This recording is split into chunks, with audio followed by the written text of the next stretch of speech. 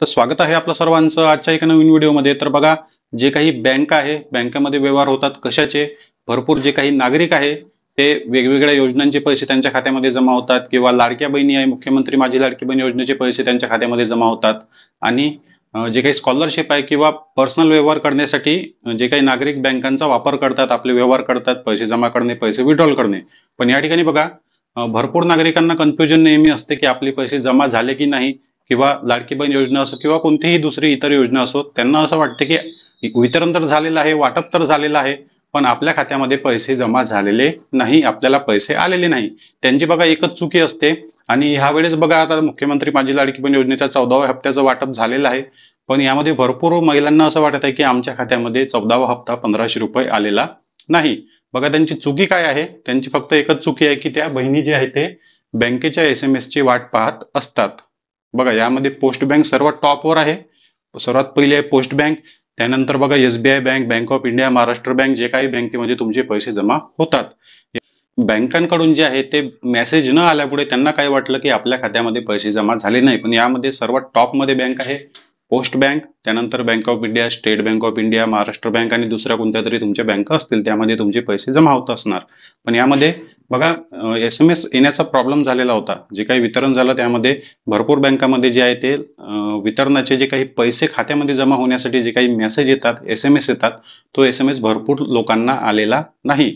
SMS न आल्यामुळे त्यांना काय वाटलं की आपल्या खात्यामध्ये पैसे जमा झाले नाही। बघा, असं नसते, तुमच्या खात्यामध्ये पैसे जमा होत असतात। SMS येणं म्हणजेच काही खूप महत्वाचं नसते। SMS आला याचा अर्थ पैसे जमा झाले असं नसते, पैसे जमा होऊन जात असतात तुमच्या खात्यामध्ये।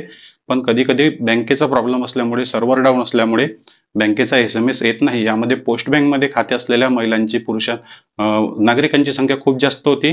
त्यानंतर त्यांनी आपला एक व्हिडिओ पाहिला की मिस कॉल देऊन SMS पाठवून बॅलन्स चेक कसं करायचं, आणि त्यानंतर त्यांना समजलं की बघा, आजचीच कमेंट आहे, त्यानंतर त्यांना समजलं की आपल्या खात्यामध्ये पैसे जमा झालेले आहे, 2 ते 3 दिवसाआधी पैसे जमा झालेले आहे।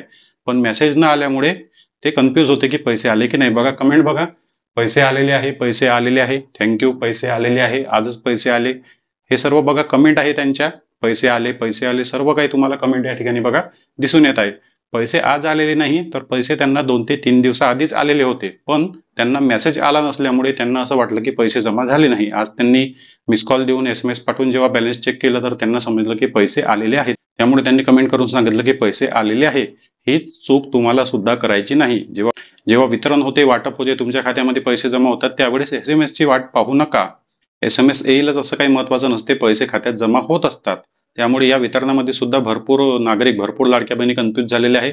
मेसेज न आल्यामुळे पैसे आले की नाही असं त्यांना वाटत आहे। सर्वात आधी तुम्हाला बँकेत जाऊन चेक करायचं, बँकेत पासबुकवर एंट्री करायची, आणि तुम्हाला जर बँकेत जाण्यासाठी वेळ नसेल तर प्रत्येक बँकेचा जो काही मिस कॉल नंबर असतो किंवा SMS पाठवून मिस कॉल देऊन सुद्धा तुम्ही बॅलन्स चेक करू शकता। पोस्ट बँकेबद्दल आणि स्टेट बँकबद्दल मी तो एक व्हिडिओ टाकलेला आहे की कशा प्रकारे तुम्ही मिस कॉल देऊन SMS पाठवून बॅलन्स चेक करू शकता। तर बघा, बँकेत जाऊन एंट्री करा किंवा SMS पाठवून मिस कॉल देऊन सुद्धा तुम्ही बॅलन्स चेक करू शकता, किंवा फोनपे, गुगल पे, पेटीएम तुम्हाला वापरता येत असेल तर सर्वात बेस्ट आहे।